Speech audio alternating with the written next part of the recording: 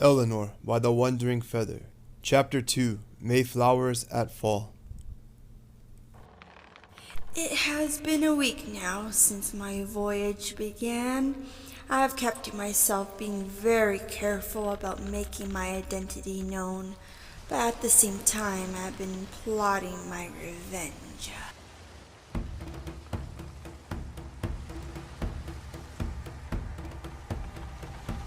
The Christian man who slaughtered my people, he is hard to reach, since he is the first mate of the ship. But all is well, now that I know his name. James McLeod, the bastard who slaughtered my people at Stonehenge. Now to speak of this accursed ship, I've learned it is full of my mortal enemies, these Puritan Christians. In the mornings they meet on the top deck for common prayer, so I too must dwell amongst them to remain hidden. At night, while everyone is asleep, I arise to the top deck to speak to my newfound friend, who is one of the kindred spirits of the sea. As he possesses my soul, I feel this rage like crashing waves taking down the ship. But I cannot sabotage this voyage, for I am the chosen of my people.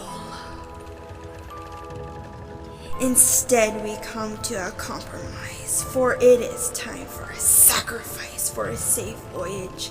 The Wicker Man must be set ablaze. I have my choice. Oh, James McLeod, tomorrow night will shine so bright as he died that night. Soon after my meeting with my new friend, the sun began to peek out from the horizon. The sun arose in the east, and painful thoughts came to my mind. I saw my mother as she ventured back to our village. I saw she was attacked by wolves, and her body was ripped apart. I saw our village burning. Tears began to flood my eyes.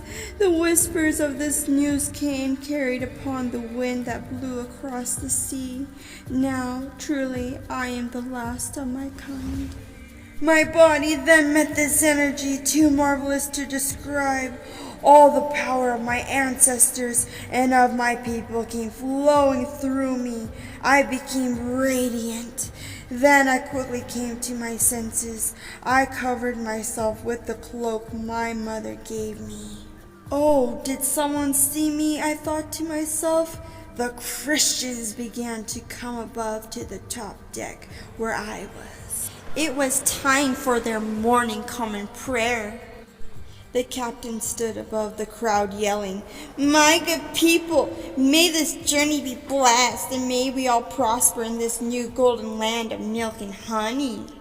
Oh, how I despise them! May this new golden land bring them death, famine, and the plague, and may their blood and the blood of their children flow through the waters of this new land. Noon then came, and everyone was assigned a task. I was to clean the kitchen. I used this time wisely as I secretly feasted while I cleaned. Hours flew by and night came. Then I suddenly heard a man shout, "Rats! We have rats!" My heart sank into my stomach. All the people in the ship went up to the top deck. So now it was that I could not fulfill my promise this night, as everyone came to where I was to perform the Wicker Man sacrifice. The rats had to be killed before everyone could go back to their quarters, so I waited. In the morning, I set traps that had successfully rid the ship of the vermin. The next night had come, and as I approached the quarters of that wretched man, James McLeod, I felt a cold hand grab me. The kindred spirit had come to me and warned me that this night I must fulfill my promise, or the ship would sink by morning. So I snuck up to the bedside of my foe. I crept down and whispered in his ear, "James McLeod, remember me? I am the one who got away at Stonehenge.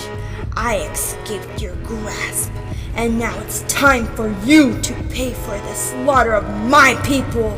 He then opened his eyes wide, and he looked at me as if he had seen a ghost. Before he could cry for help, I cut out his tongue, and a strength came over me. I dragged him out to the upper deck to the front of the ship, where I had oil and wood waiting, and I set him ablaze. Behold the Wicker Man! I then quickly crept into the shadows, while everyone ran to the moans of him who I set ablaze.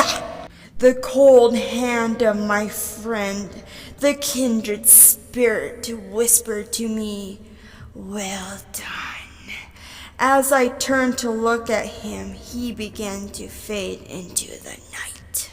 Oh, the people were rushing to the site, trying to put out the fire, and it was too late as he was turned into ashes.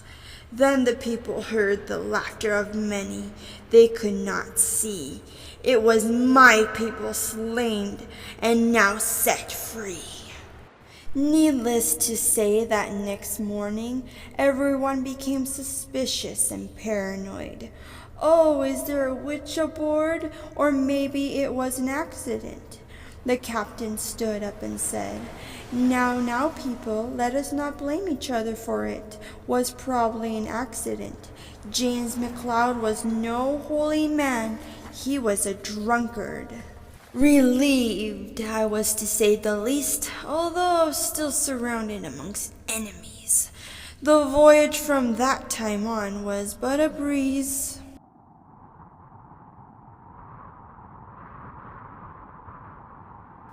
So now, after just shy of 3 months from when my voyage had began, we arrived to a beautiful green land the people named Plymouth Rock. At first, I didn't know what to expect. We all needed to build our new lives. Then thoughts raced into my mind. I need to plant my roots into this new land. But oh, the dangers which are yet to be seen. That night we all set camp near the coast, and in the morning we were awoken by a strange red people. They wandered around our camp, poking people with their sticks. The leader of the pilgrims quickly went to greet our visitors. How bizarre it was! We were people with proper clothes and with proper conduct, and here were these people with hunter skins as clothes, with primitive appearances. To appease our new neighbors, we all agreed to trade. But a few hours after our first contact that morning, the natives returned with enough food for a feast, and so began a celebration of peace and thanksgiving. I wanted to get closer to these people, as I had seen similarities they have to my own people. So as the feast had come to an end, I snuck through the woods, following these natives back to their village. When their village was in my sight, I heard many footsteps behind me. I yelled as I had been caught. Since I was a woman and alone, I was no threat. So the men gestured to me to follow them. We walked into the village. I seen many children playing, women cleaning and weaving, and men coming back from their day's hunt. They all dropped what they were doing to stare at me, but the children ran up to study me, since they probably have never seen people with fair skin and blonde hair before. I was led into a large tent, and before me was an old woman covered with bones on her neck and feathers on her head. She gestured me to sit. My senses quickly came to me. This woman before me is like the shaman of my people. She gestured for me to sit, and she studied me. She touched my hair and I fell back, captured with visions of who she was. This woman was a medicine woman. In my vision, I seen she was responsible for this land. She healed all living creatures. She spoke to the trees of the forest, and they in return answered her, speaking through the breeze that flew through their branches. Then suddenly I seen the forest whisper horrors and it began to catch fire. The village caught on fire, and the people I came to this new land with began to slaughter everyone because they wanted this land for only themselves. I then arose from the smell of sweet spices that the woman had blew onto me. Although I did not understand her language, it all came to me. I understood everything. She then looked deep into my eyes and said, "White child, I know you have seen the same vision I have seen, but you neither belong to those people nor to us. I see the same that seek our destruction have done the same to your people." In that moment, I pleaded with her that I am not to blame or to be responsible for what the future holds, for I am but a lost child. I then made a pact with this medicine woman. I made an oath to keep them safe from our mutual enemy in return for lessons of the craft her people learned from their ancestors. In the morning, I returned to the pilgrims. A man pointed me out and said, "Where were you? I did not see you after the feast." I chuckled and told him, "Oh, I was just scouting the land." So it was time for building. First the church, then the houses and the school. The natives and the settlers seemed to be getting on well with trade. But soon rumors began to circulate. "Let us convert these people."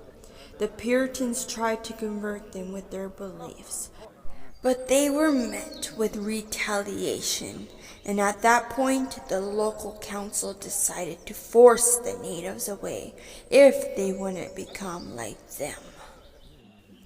In these times I had built a cabin for myself outside of town on the edge of the forest. I met with the shaman woman as much as possible. The natives, I have concluded, they are like my druid people. Now about my lessons. I was taught about the soil and what plants and herbs are safe to eat and which are poisonous. The poisonous herbs I collected. I was taught how to hunt and to track. I used this knowledge to capture hunters. I was taught how to summon spirits of the wild through dancing around blazing fires. This land is not new but old, and the secrets it holds are numerous beyond measure. I was taught how to heal all kinds of ailments, and how to stop people from dying by reaching them in the world between worlds. These months had gone by fast, and I had very little contact with the settlers. But things with the natives were getting worse. Before I knew it, the shaman lady who has been my mentor was dying. She was already of old age. On her deathbed, she gave me her most precious treasure, which was a silver necklace her mother gave her. Now it was time for me to fix the situation between the natives and the settlers. I had devised a plan for peace.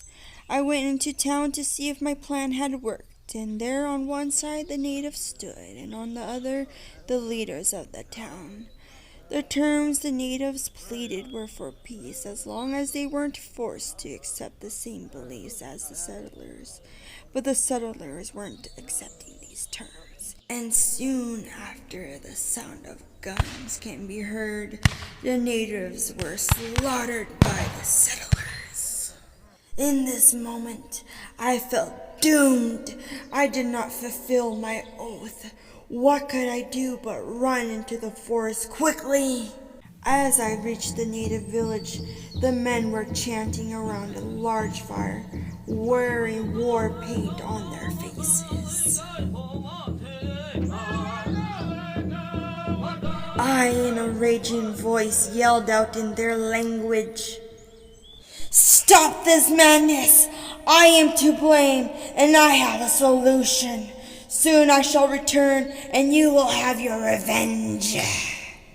So I crept back into the forest, and I covered myself by the cover of night. As I entered the town, I had reached the man responsible for the slaughter. I used the art of seduction to draw near to him as I poisoned him with a drink strong enough to make him sleep. I then threw his body into a hay wagon, and I rode off, going back to the native village. It was still night, and I used the moon to light up my work. I constructed a Wicker Man. Then the sun was arising, and the natives had awoken out of their tents. "Behold the man responsible for the slaughter of your people." I had the man crawling like a dog with a rope around his neck, and I led him up the Wicker Man. The natives were all watching in awe as I then lit the Wicker Man ablaze, and I alone, as they watched, began to dance around the